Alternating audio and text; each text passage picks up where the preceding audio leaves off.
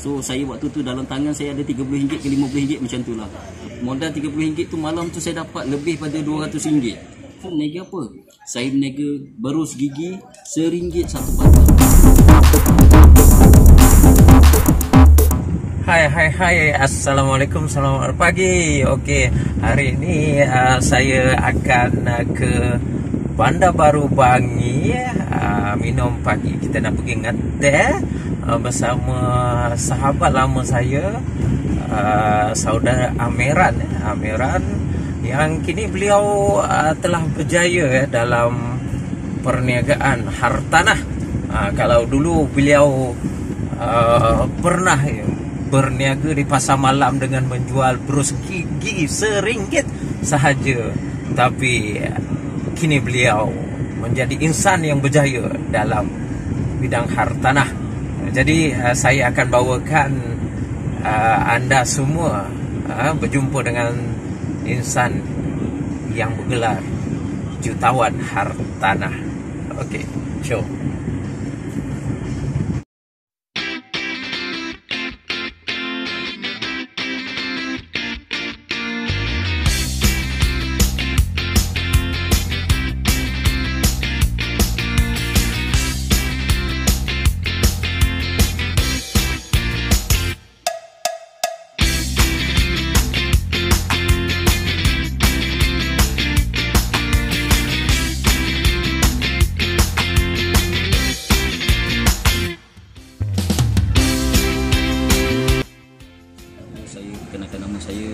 Saya Muhammad Amir Ali Abdullah, atau member-member panggil sebagai Amir lah.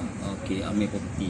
Actually saya nak share sikit untuk pada sahabat-sahabat semua, untuk orang kata bukan nak cerita kejayaan, tapi nak memberi sedikit manfaat kepada sahabat-sahabat. Andai kata apa yang saya kongsi ni dapat sikit memberi idea, sebab saya faham sekarang ni situasi kita semua ramai diuji dengan keadaan semasa dengan COVID yang masih belum habis. Ramai di kalangan kita masih lagi tak dapat keluar dalam keadaan sekarang. So apa yang saya nak sharing adalah macam mana saya bermula dalam kerjaya dalam bidang hartanah. Sekarang saya merupakan salah seorang daripada kru agensi direktor di Korporasi Hartanah Anggun Bahad. Waktu yang sama saya merupakan seorang CEO di syarikat saya sendiri, Anggun Bekasni Bahad, bersama partner saya Datuk Rosli Arifin. Itu saya punya partner dan juga rakan kerja saya.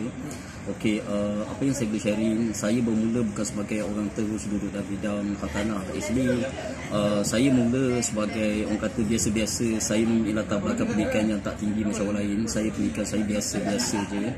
Okey, waktu dulu pertama bila habis belajar, saya bekerja di beberapa buah kilang di Bandar Baru Bangi, di PJ, dinilai dalam masa beberapa tahun. Bertukar-tukar kilang lah nak jadi nak jadi cerita. Satu masa saya diuji dengan BSS. Dengan waktu tu income agak okey. Bila BSS income saya turun, pergi pada syarikat baru, dan gaji saya memang sangat sikit lah. Minta maaf, bukan sangat sikit, maksudnya saya tak dapat memenuhi keperluan belanja kos kehidupan saya. So dari situ saya mula berfikir untuk mencari peluang income tambahan dalam hidup saya. So alhamdulillah waktu tu saya pertama seorang sahabat saya, actually nama tuan itu adalah Tuan Syahrum. Dia merupakan isteri, dia merupakan seorang sama belajar dengan saya dulu. Saya tengok dia berniaga bermula di pasar malam Bandar Baru Bangi. Ni nak cerita ni, saya mula di pasar malam Bandar Baru Bangi, bukannya bermula di pejabat-pejabat korporat. No, saya mula di pasar malam Baru Bangi di fasa 1. Kalau orang tahu dulu ada Maybank, situlah saya perfume di pasar malam Bandar Baru Bangi. Dan kat situ juga saya mengenal berapa lagi rakan-rakan yang memang betul-betul membantu saya. Antaranya adalah Coach Bahar, Tuan Zam, Cik Bob, dan ramai lagi lah peniaga kat situ. Saya bermulalah, mereka semua memberi idea pada saya macam mana nak buat duit dalam pasar malam that time. Okey, saya pun berniaga. Saya waktu tu modal pun tak ada. Macam mana berniaga tanpa modal? So mula-mula tengok orang berniaga. Saya mula Cik Zam beritahu saya pada malam tahun baru, jom pergi jual burger di Bukit Jalil. Dia cakap macam tu. Dia nak jual burger, saya nak jual apa? Saya tak ada produk. So saya waktu tu dalam tangan saya ada RM30 ke RM50 macam tu lah. Tapi apa yang saya jual malam tu tahun baru, saya jual lampu kelip-kelip yang modalnya RM1, lebih kurang satu barang. Waktu tu saya menjual di Stadium Bukit Jalil waktu tu macam mana nak jadi cerita, modal RM30 tu malam tu saya dapat lebih pada RM200.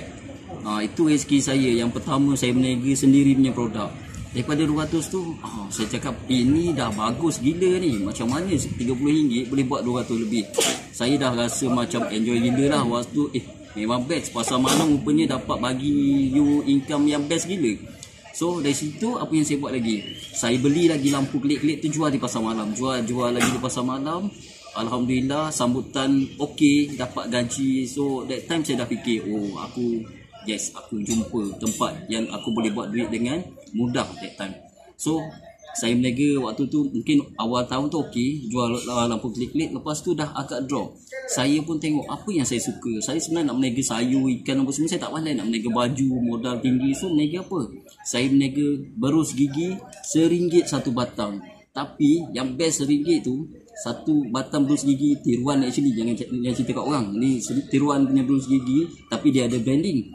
RM1 saya dapat create satu malam 300 ke 400 secara konsisten. Bandar Baru Bangi, Pasar 4 Bandar Baru Bangi, Jenaris, Bandar Tun Razak, a few tempat lah saya berniaga, memang best gila. Berniaga modal berus gigi RM1, saya actually modal dia tak sampai separuh. So satu malam saya dapat 400, 500. Even waktu tu saya dapat upah student UKM menjaga saya punya stall. Dan saya dapat merayau-rayau di pasar malam, jumpa member-member lain. Itu style saya. Saya dah ada peluang, saya akan bagi lagi peluang untuk orang lain create duit. Itu saya punya style. Itu di pasar malam lah. Macam mana saya mula, macam-macam niaga lah. Mainan, paling banyak mainan lah. Sebab saya suka. Sebab waktu tu masa kecil tak dapat mainan. So saya nak benda tu, tak apalah besar, at least aku dapat mainan yang best waktu tu. Kereta remote, macam-macam lah. That time saya memang orang kata happy gila. Orang berniaga pasar malam sampai pukul 5, saya pukul 3.30 saya dah sampai dah. Sebab saya tak ada tapak. Macam mana nak dapat tapak pun tak ada berniaga. Tapi Alhamdulillah Allah pemudahkan. Ada berapa saya rapat dengan Persatuan Penduduk apa semua. Mereka memberi peluang, utamanya golongan Bumi Putra. Waktu tu sangat kurang orang-orang Melayu Bumi yang terlibat di pasar malam. Kebanyakan yang datang tu adalah peniaga-peniaga daripada bangsa asing. Bangsa asing maksudnya kadang-kadang orang luar, kadang-kadang bangsa non-bumi berniaga. Tetapi orang kita jarang mengambil peluang. Sedangkan peluang kat situ sangat-sangat best untuk you create you punya income.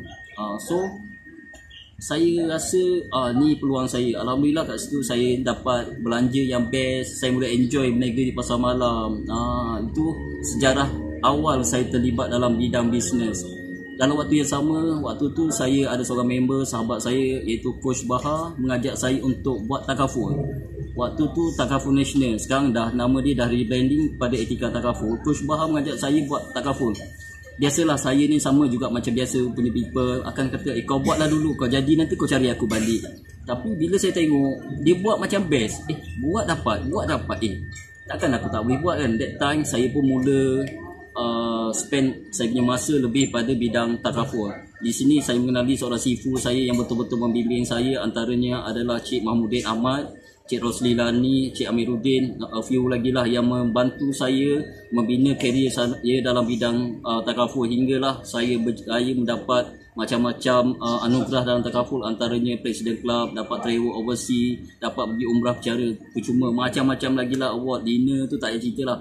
Situ pada peringkat awal saya dalam takaful. Kat sini juga saya menimba pelbagai ilmu dalam bidang marketing, cara macam mana nak menangani batahan, macam mana di reject oleh people. So benda-benda ni membawa saya cekal dalam apa yang saya buat. Okey, tapi orang kata kadang-kadang langit tak selalu cerah, ada masa kita diuji. Tapi saya pun mengalami kejatuhan dalam kehidupan. Takaful saya jatuh agak teruk.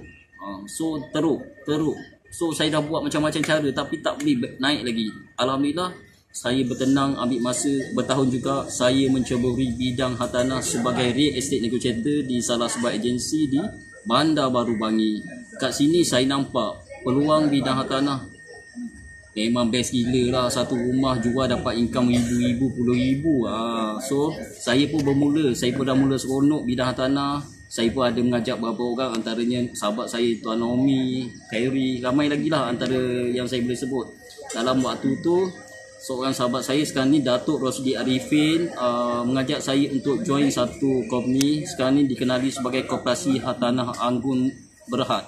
Koperasi Hartanah Anggur Bahar dimiliki oleh 100% Bumi Putra sebab kita kat sini memperjuangkan agenda pemilikan rumah kepada bumi, terutamanya mereka yang berpendapatan rendah. Okey, kat sini alhamdulillah kejayaan saya semakin baik dari hari ke hari sehingga sekarang saya merupakan salah seorang shareholder syarikat, shareholder projek, dan insya-Allah pada Januari 2021 saya akan menjadi seorang developer dengan projek sendiri dengan partner Datuk Rosidi Arifin, Datuk Sahar dan beberapa partner lagi lah. Itu antara alhamdulillah bagaimana saya bermula kerja kilang ke pasar malam, ke Tagaful sampai hari ini. Saya alhamdulillah bukan kata dah berjaya macam orang lain, tapi saya dapat rasa perubahan yang saya alami dalam hidup daripada orang kata Allahumma salli ala Muhammad, daripada macam mana kita nak keluar daripada satu macam contoh start, macam mana kita nak keluar. Sebenarnya kita kena berkawan dengan ramai-ramai positif punya people untuk dapatkan kita punya semangat untuk buat benda-benda macam marketing ni. Tak boleh seorang-seorang. Satu lagi, kena sentiasa bercampur dengan bisnes punya minded. Jangan bercampur dengan virus. Minta maaf, virus maksudnya bangun tidur je dah fikir negatif. So you kena cari orang yang bangun tidur positif, sentiasa bercakap benda-benda yang boleh memberi kebaikan pada orang. Tak boleh lah dia ni sukses, boleh lah dia pakai kabel. Jangan jealous kat orang. Kita positifkan diri, positifkan minda kita, positifkan hati kita, supaya bila kita positif, kita akan memberi energi positif mereka yang sekeliling kita dan mereka yang lain-lain. Bila kita positif, let's say kita ceria, kita happy, bila kita berjumpa dengan orang, customer tu dapat rasa, wah bestnya jumpa you. Walaupun dia tak ambil dengan kita, dia rasa feel good dengan kita. That time kalau dia, insya-Allah dia akan sentiasa ingat pada kita. Mungkin satu masa nanti dia akan jadi klien kita juga, siapa tahu. Waktu itu yang penting you kena kontrol emosi dalam sale ni. Jangan cepat fall, jangan cepat marah, jangan cepat melata, jangan cepat nak marah-marah orang. Tenang, you kena tenang. Ada teknik-teknik yang kita boleh belajar daripada banyak coach-coach di luar sana. Saya pun ada mengikuti macam mana you nak kawal perasaan bila contoh kita keadaan marah. Macam mana kita nak kawal bila kita berhadapan dengan orang-orang yang negatif. So, apa yang kita perlu buat? Bukan kata kita tak boleh kawal dia orang. So, ada teknik-teknik yang dapat membantu kita supaya kita punya, orang kata, kita punya protection diri ni, kalau kita dengar orang cakap benda yang tak elok, so kita tahu macam mana nak neutralkan benda tu. Sebenarnya cakap yang tak elok tu sebenarnya apa yang kita cakap, apa yang kita fikir, apa yang kita sebut, even apa yang kita tulis tu semua adalah doa. So cakap yang baik-baik, fikir yang baik-baik, sebut perkara yang baik-baik, tulis perkara baik-baik, insya-Allah yang datang pada kita perkara yang baik-baik. Okey, saya rasa itu je daripada saya untuk pagi ni, kursus yang pendek. InsyaAllah kalau mana-mana yang nak berjumpa saya, yang berminat untuk bersama saya dalam bidang hartanah, saya boleh kontak saya punya nombor 018-660-8178. Boleh follow FB saya, Amiran Amir Properties. Okay, itu je daripada saya. Assalamualaikum warahmatullahi wabarakatuh.